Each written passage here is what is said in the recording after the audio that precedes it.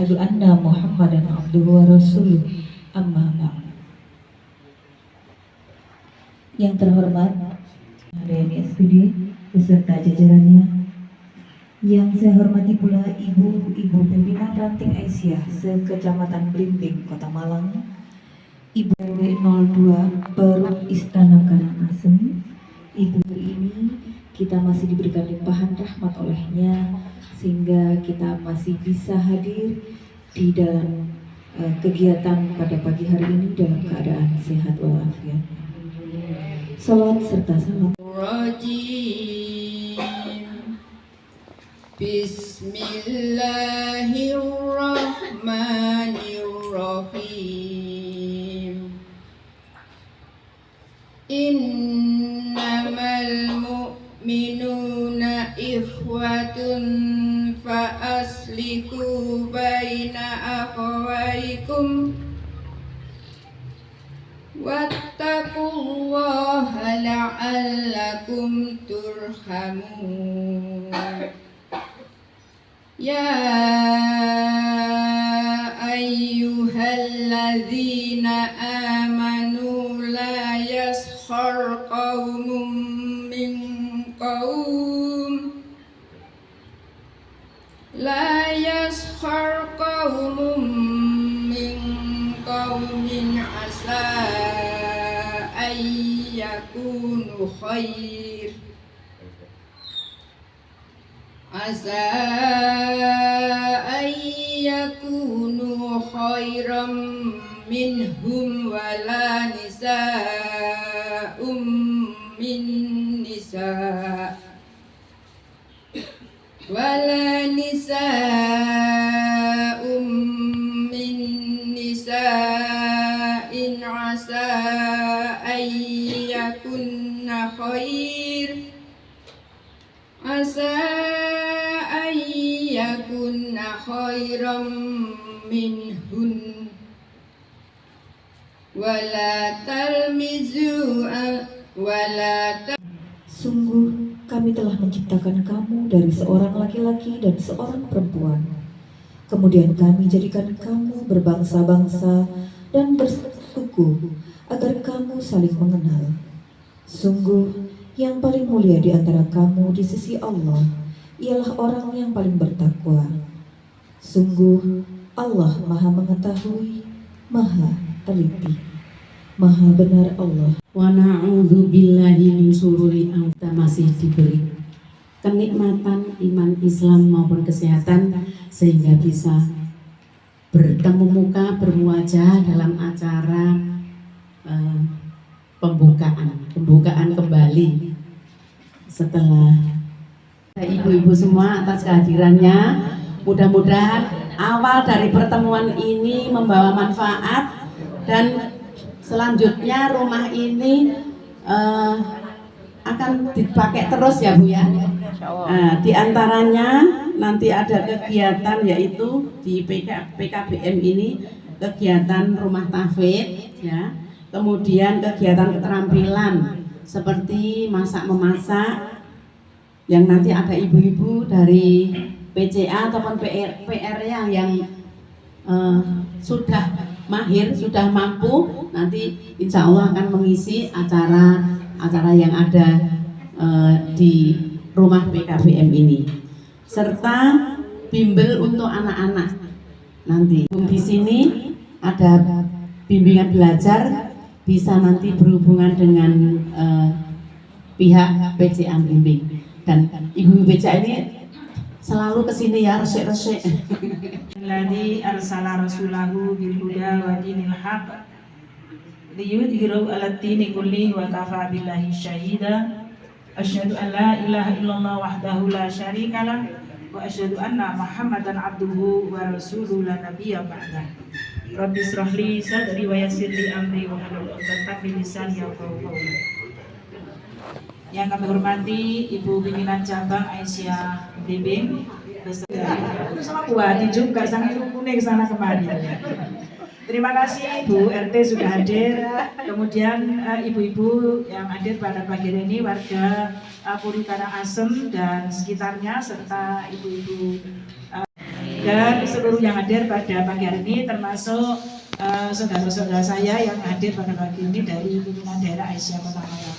Ibu-ibu, saya kira pada pagi hari ini kita sangat bersyukur sekali dengan acara silaturahim ini, karena beberapa waktu telah berhenti kegiatan di sini karena COVID, dan kemudian beberapa kegiatan yang dulu pernah dilakukan di sini ini mudah-mudahan sebagai awal yang baik, karena memang yang diserai ini rumahnya jauh-jauh. Maka kami memang titip betul-betul ke Bu Wahardi dan ibu-ibu sekitar sini, betul-betul memang dijaga sehingga tidak ada secuil pun yang hilang ya. Nah, ini berarti warga negara yang baik dan juga semakin bagus, sehingga dijaga betul-betul oleh warga sini. Kami sangat terima kasih. Jadi kita bersyukur pada Allah Subhanahu wa taala yang pada pagi hari ini memang memberikan kita kesempatan untuk bersilaturahim, karena katanya Rasulullah, kalau kita silaturahim ini akan menambah umurnya, umur kita diperpanjang. Walaupun tidak panjang pun kita akan berbarokah dan juga tambah ilmu. Minimal ada sedikit cemilan di situ.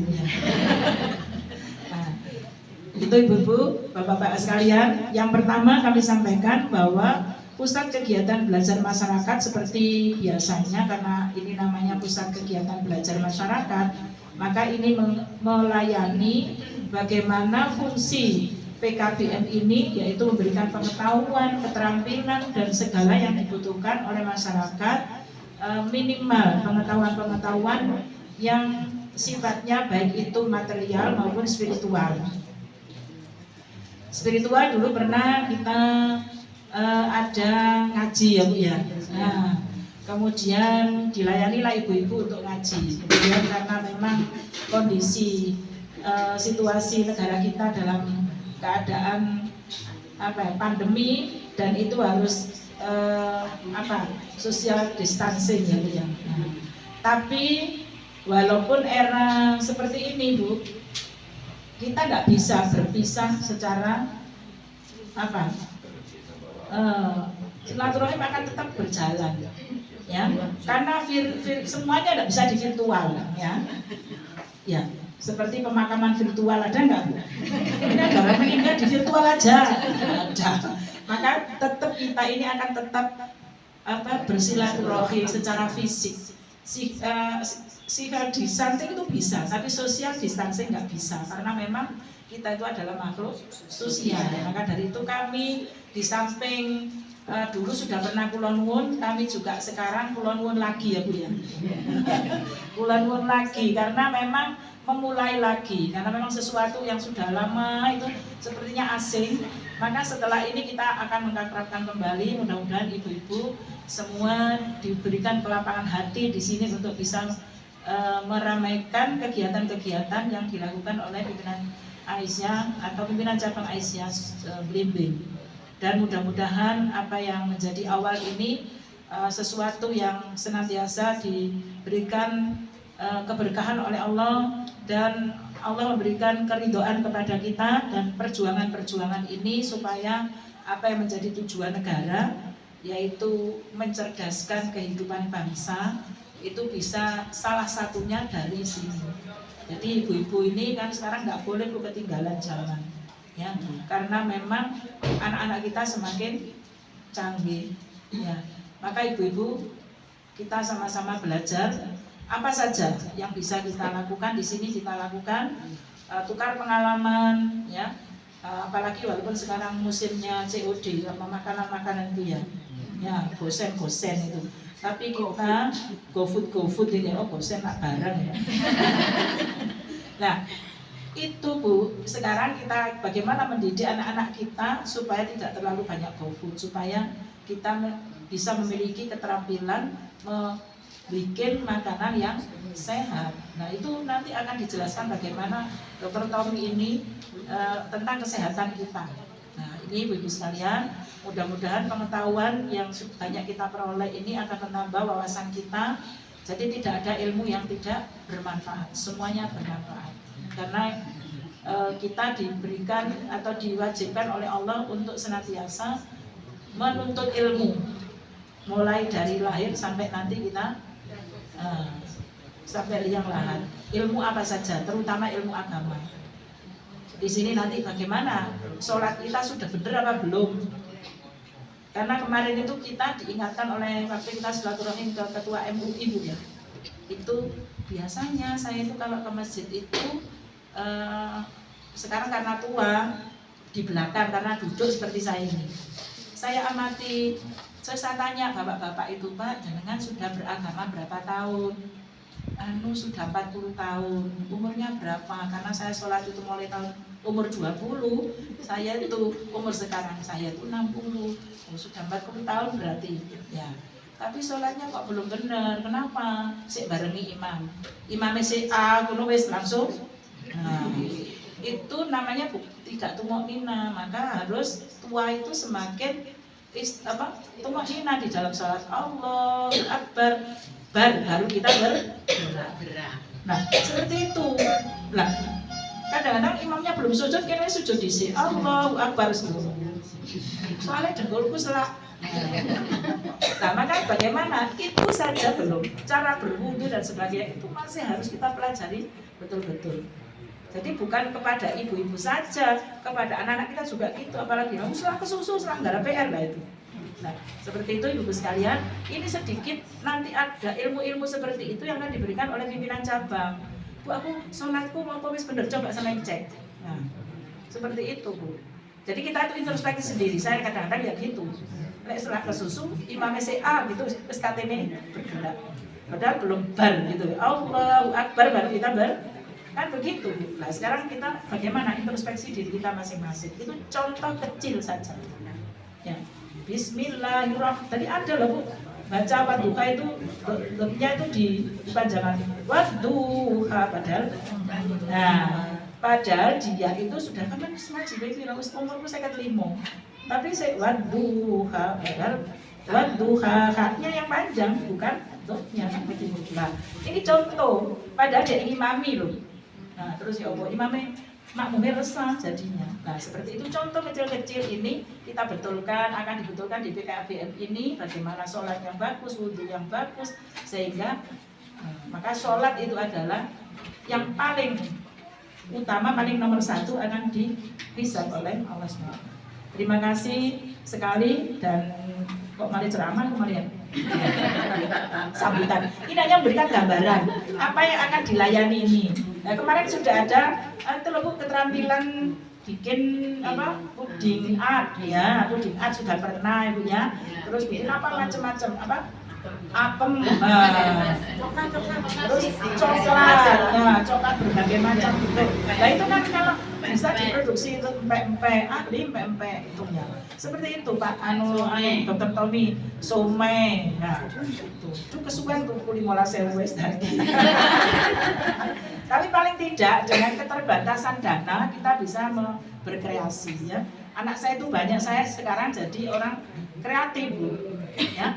20.000 bisa jadi apa itu namanya pizza. Nah, ya apa caranya? Itu kupiti MS berapa? Trigune sakon gitu, seperti itu. Terima kasih ya. Mudah-mudahan ini berbarokah dan dengan pembukaan PKBM ini semoga seluruh yang hadir di sini bisa berpartisipasi dan memberikan kontribusi yang baik untuk anaknya daripada nanti di rumah lihat TV terus atau main HP. Kita antarkan anak-anak kita nanti untuk mungkin mengikuti kegiatan yang ada di PKBM. Demikian ya Bu. Terima kasih sekali lagi semua warga, Bu RT, Pak Suryanto dan bapak-bapak sekalian, dan sekaligus juga Dr. Tommy yang akan memberikan pencerahan pada pagi hari ini. Dan mohon maaf Ibu, saya ini masih ada 2 acara ke Aisyah, itu adalah PMI-nya. Jadi penyandang dananya itu, sehingga di saat sekarang itu pertemuan kolektor-kolektor untuk membahas program-program yang akan datang. Nah ini saya juga perlu hadir. Terus nanti habis asar juga masih ada. Terima kasih, mudah-mudahan kita diberikan kesehatan yang prima sehingga bisa melaksanakan tugas-tugas kehidupan ini, tugas rumah tangga, tugas kemasyarakatan dengan sebaik-baiknya. Sekali lagi kami ucapkan terima kasih. Nasrullah wa fathul wa basyiril mu'minin. Wassalamualaikum warahmatullahi wabarakatuh. Assalamualaikum warahmatullahi wabarakatuh. Asyhadu an la ilaha illallah wa asyhadu anna Muhammad Rasulullah. Allahumma sholli ala Muhammad wa ali Muhammad. Rabbi shrah li sadri wa yassir li amri wa hlul 'uqdatam min lisani yafqahu qawli. Ya, saya ini ditugaskan mendadak, jadi suruh cerita di ibu-ibu. Nah, tapi ya nggak apa-apa, saya juga seneng di ibu-ibu ini. Alhamdulillah, paling enggak ini ranting mana? Cabang. Oh, cabang ya, wah malah dulu ya. Ya, jadi kemarin kan suatu kegiatan, tapi yang kira-kira bermanfaatkan ekonomi, tapi yang akhirnya sebagian bisa dinikmati, sebagian dimasukkan ke bagian kas masing-masing. Ini saya juga kira-kira ini saya agak sedikit promosi ya, tapi ini lagi konsep ya. Tapi konsep ini moga-moga bisa dimanfaatkan dengan baik. Nah, kebetulan ini saya ngelihat fenomena orang umroh itu banyak ya. Nanti banyak kelompok-kelompok collecting umroh itu kan mestinya banyak ya. Nah, kenapa kita nggak bisa main seperti itu? Ya, kebetulan kakak ipar saya itu punya travel bureau di Surabaya dan lumayan besar. Opo lah kita manfaatkan itu, nanti collecting itu sebagian dapat bagian, sebagian kasih masukkan ke areanya masing-masing. Nah, kira-kira gimana? Nah, ini wacana, saya langsung kemarin berpikiran, ditarik ini terus sih wong-wongnya podo Melayu nanti ya. Tapi kalau diadakan suatu kegiatan yang kita menghasilkan wong ini membantu untuk mengarahkan satu tempat, kan ada sesuatu yang bisa dioptimalkan di sana, kenapa tidak gitu. Ya, kalau itu bisa jalan kan menjadi bagian dari kegiatan pemberdayaan ekonomi. Ya, ini yang sebenarnya saya mencoba untuk menyampaikan wacana-wacana ini, harapannya moga-moga bisa sama-sama kita pikirkan kira-kira layak enggak itu dikerjakan gitu. Ya, ini paling enggak saya harus cari materi apa, wis ceritanya wong sakit aja wis. Ya, tapi sakit itu ada hikmahnya. Ya, kan hikmah sakit itu banyak. Kita lihat hikmahnya orang sakit. Kalau kita ngelihat ya, kita ini mulai dulu nggak ketemu ya, moro-moro ketemu antara ovum sama sperma, kemudian akhirnya jadi bayi, ini jadi anak kecil, jadi kita dan sebagainya, berkembang sakit sampai akhirnya kembali lagi. Kita ini kan ceritanya siklusnya muter ya. Ya. Nah, kemudian di antara itu tentunya ada yang sakit, dan sesungguhnya manusia diciptakan dengan keluh kesah lagi kikir. Ya. Nah, kemudian bila ditimpa kesusahan, dia berkeluh kesah. Ini manusia. Bila mendapatkan kebaikan, biasanya kikir. Ini ya, pas oleh macam-macam, yo lali. Ya, tapi tidak susah. Ya ingat. Gitu kan? Nah, tapi dalam Al-Quran juga disebutkan seperti itu. Maka dari itu ada bahwa sakit ini macam-macam, dan sakit ini bisa jadi ujian, cobaan, bisa juga jadi azab. Tapi kita itu senengnya kan kalau ada orang sakit itu memikir, wes istighfar sing akeh, itu kesalahanmu ya opo. Ya, siapa tahu sakitnya ini adalah sakit memang ujian yang untuk meningkatkan peringkat. Ya, dan kemudian kalau jika orang sehat punya banyak keinginan, kalau ibu-ibu, bapak-bapak ini sehat, mesti punya banyak keinginan. Ya. Tapi orang sakit hanya satu keinginan, pingin apa? Iya tak? Nah, iya. Ya, pingin waras ya. Karena saya agak lama di Jawa Tengah, kalau kata-kata waras itu itu dari gila ke sembuh. Ya, orang Jawa Tengah ada nggak? Jadi saya bilang, wis waras. Sopo sing gendeng? Kalau di Jawa Tengah kita bilang wis waras, mereka bisa tersinggung. Kenapa? Karena itu dari gila ke sembuh. Ya. Nah, kalau sana sembuh itu wis mari. Gitu, wis mari itu dari sakit ke sembuh. Ya, kalau ada orang Jawa Tengah mesti tahu itu. Nah, maka dari itu konsep sakit ini dikatakan bahwa apabila aku sakit, dia yang menyembuhkanku. Jadi sakit sembuh dan tidak itu Allah yang menyembuhkan. Berarti dokter itu nggak menyembuhkan? Enggak. Enak ya dokter itu ya. Nggak melok menyembuhkan, tapi oleh bayaran. Ya kan? Betul. Dokter itu yang menyembuhkan kan bukan dokter. Kenapa dokter dibayar? Iya, yang menyembuhkan memang Allah. Kalau memang iya, ya panjenengan langsung menghadap ke Allah aja. Ya, gitu kan? Ya. Jadi nggak usah menghadap saya, langsung menghadap ke Allah saja. Ya, gitu loh. Ya, gitu loh. Kan ada. Kita itu mikir bedakan sakit dan gejala. Karena sering masyarakat datang ke dokter, itu yang diceritakan itu gejalanya, bukan sakitnya. Sakit apa? Tapi dokternya juga salah kalau nanya sakit apa, itu salah. Tanya Pak, ada keluhan apa? Jenengan ngomong pusing, sakit loh. Bukan, itu gejala. Mual, gejala. Panas, gejala. Coba tanggal-tanggal tua. Pusing kan? Tanggal tua itu pusing, gejalanya pusing. Ya, kalau bojone lagi kasih duit gitu. Wah, iso mual-mual. Dicedheke greges ya. Gitu. Nah, itulah bedanya sakit dengan gejala. Kalau sakit apa? Levernya kena, itu sakit. Kena demam berdarah, itu sakit. Tapi keluhan yang muncul itu adalah gejalanya. Dan sebenarnya sakit ini katanya WHO 70% orang sakit itu orang sakit itu 70% yang orang sakit itu sebenarnya sakitnya lebih banyak psikis, 30% fisik. Jadi banyak yang datang itu kalau saya ketemu ya, yang datang itu keluhannya ya panas, mual dan sebagainya. Itu lebih banyak, apalagi kalau yang sudah sepuh-sepuh itu psikisnya yang banyak. Psikis itu pikiran, yang akhirnya namanya penyakitnya psikosomatis, dari pikiran yang menyerang ke tubuh. Makanya jenengan bisa paham, kalau jenengan banyak masalah, wes mesti pusing, mual, greges dan sebagainya. Ya, nah bahasa kerennya dikatakan stres. Ya, cuma ibu bapak dikatakan stres mesti nggak mau, karena dianggap orang stres itu orang gila. Ya, saya punya pasien, misalnya ya, ibu-ibu, mak-mak gitu datang kena diabetes. Maka marah-marah ke saya, gimana dokter, saya ini loh, gula saya kok nggak turun-turun. Gula, orang sakit gula juga banyak stresnya ya. Gula saya kok nggak turun-turun. Saya sudah minum obat. Lah obatnya gimana? Oh, saya sudah minum obat. Oh, makan, oh aku wis poso, tarak panganan macem-macem. Wis, lah pikiran aku wis semelek, wis. Kata pikir apa dok?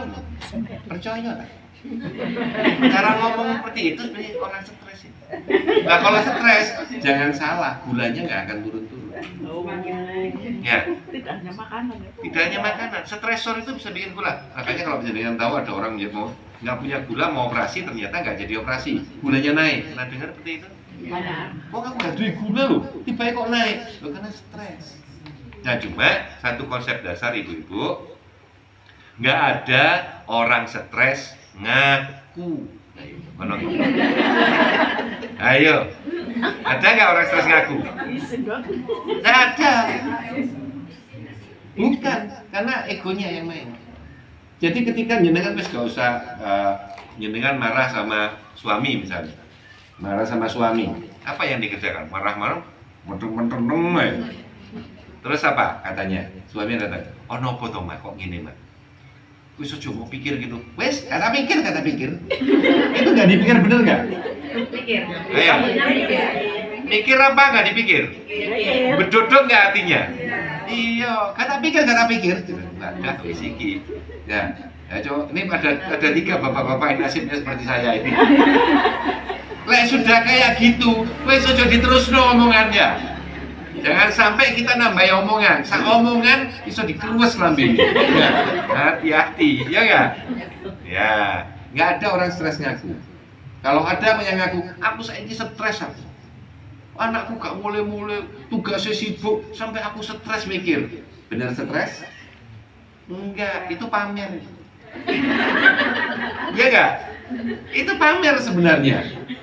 Ya, banyak kejadian kayak begitu lah. Itulah makanya sebenarnya kalau kita lihat seperti itu, kondisi sakit itu sebenarnya adalah lebih dominan psikisnya. Asam lambungku munggah, wah sakit pikiran.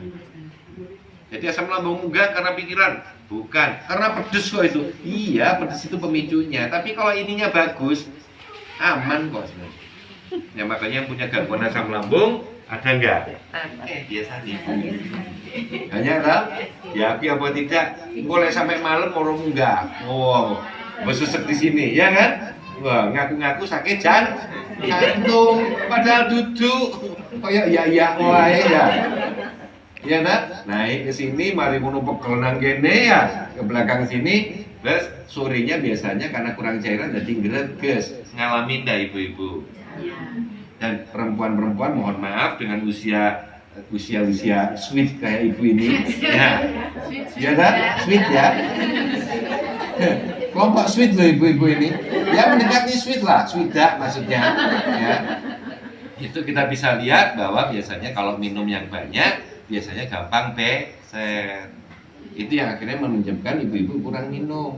Nah nanti kalau kurang minum apa yang terjadi? Kita dehidrasi, kurang cairan. Petanda paling gampang adalah sore ini sering greges, ya enggak? Kemudian apa? Ginjalnya di belakang sini. Ibu-ibu taunya di depan tuh ginjal? Ya. Salah lo ya. Kalau ginjal iyo nah ini. Kalau ginjal itu letaknya di belakang. Ya. Makanya kalau dengan kurang cairan apa yang terjadi? Pinggang pegel ini loh. Ginjal itu namanya buah pinggang, bukan buah perut. Kalau perut di bawah. Jadi di sini. Ya nanti setelah pulang dari sini sampaikan ke masyarakat sekitar ya, ginjal mulai hari ini setelah pengajian hijrah ke belakang. Ya kan? Jangan nanti beneran ini di sini. Makanya kalau nanti dengan kurang cairan jangan salah, sininya pukul kayak enak. Apalagi kalau udah kayak gitu nanti kena namanya penyakit yang namanya kolik renal. Wah, gulung-gulung orang nggak kuat. Sak gagah-gagahnya masuk rumah sakit. Di USG nggak ketemu batunya. Karena masih kecil sekali kan dia. Maka dari itu siapkan supaya kita nggak sakit. Ya apa carane? Karena banyak usia kita ini di Indonesia banyak jadi apa sakitnya hipertensi, apa punya darah tinggi. Pokoknya wongnya kamu itu mesti darah tinggi, yonda. Orang marah mesti darah tinggi, yonda gitu. Tapi karena biasanya orang darah tinggi itu metekel di sini biasanya ya. Ada yang darah tinggi nggak? Ada banyak saya. Banyak ya? Pas tanggal piro? Pertanyaan saya pas darah tinggi tanggal piro? Tanggal 28. Tanggal 28 pas darah tinggi. Nah itu metekel di sini kadang-kadang makanya kadang sering emosi. Makanya kesannya kamu. Tapi sebenarnya darah tinggi ini paling gampang dikurangi. Kenapa darah tinggi? Karena cairan tubuh kita terlalu banyak sehingga tekanannya jadi naik. Makanya biasanya apa? Kurangi garam, ya enggak? Ya. Orang darah tinggi, kalau minum obat dikongkon kurangi garam, bener enggak? Dikerjakan enggak? Enggak. Jangan nih sayur anyep. Ya. Dokter gimana sih saya itu sudah makan sayurnya anyep, saya cuma nasi putih gitu. Tensi saya loh kok gak turun-turun. Si pertanyaan saya. Si seneng gak sambal enggak? Iya sambal terasi, iya. Gak garam enggak? Ya mesti ae. Terasi sambal sak layang entek, garamnya sak piro, kan itu. Si suka makan kerupuk? Ya, Si pakai kecap? Iya. Pakai saus? Iya. Nanti satu kertian nyamel sing gurih-gurih. Itu garam tok isine. Kita taunya garam itu tempe nek digoreng, tempe goreng biasa apa anyep apa tempe dikai garam? Garam. Kita nggak sadar bahwa kita memasukkan garam ke tubuh kita sangat banyak. Maka saya bilang pada pasien biasanya, kalau memang jangan yo bikin sayur yo biasa aja, mosok sih dintekno kabeh. Sing penting lho kerupuk, kecap, ini ngeri nih, garamnya banyak sekali. Ya, karena garam itu nanti konsepnya menyerap air sehingga tekanan kita bisa jadi naik. Tapi apapun, hipertensi itu juga faktor stres. Ya, gak duit stres. Ye, kayak duit akeh stres. Bingung deh kayak dia. Kayak buraan ya orang. Nah ya. Kemudian karena hipertensi tekanan naik, biasanya nanti larinya ke stroke. Ini penyakit di Indonesia. Hipertensi, stroke. Stroke-nya ada dua, mau yang pecah apa yang sumbatan. Nah, tinggal milih. Ya. Kalau sumbatan kadang-kadang datangnya moro-moro kelingingan, lemes. Kita hanya punya waktu 6 jam untuk memperbaiki posisi. Makanya kalau ada kasus kejadian moro-moro lemes, jangan disimpan di rumah. Langsung bawa ke rumah sakit, langsung diencerkan darahnya supaya yang nyumbat tadi segera bisa kena bobol. Dan kita cuma punya waktu 6 jam. Di luar 6 jam, gejala sisa nanti yang tertinggal lebih banyak. Kenapa? Kalau kesumbat, otaknya nggak mendapatkan makanan, otaknya sebagian sel-selnya mati, sudah kipli. Ya, yes. Ya, lek langsung meninggal. Nah, lek koyok ngene gak iso apa-apa kipli, wong repoti wong ngene. Ya, itu masalah. Tapi kalau stroke pecah pembuluh darahnya, yo, back, mutar. Dalam. Jadi kalau misalnya pecah pembuluh darah, namanya stroke perdarahan, biasanya ada petanda muntah. Masyarakat sering ngomong, apa yang terjadi? Gara-gara jatuh di kamar mandi, terus stroke, ya nggak, sering nggak? Iya. Padahal bukan, stroke dulu baru jatuh. Ya, sering balik. Ya. Jadi kalau ada stroke perdarahan, apa yang terjadi? Biasanya, maka kalau nanti ada di tetangga ada kejadian nggak sadar, ada muntahan, biasanya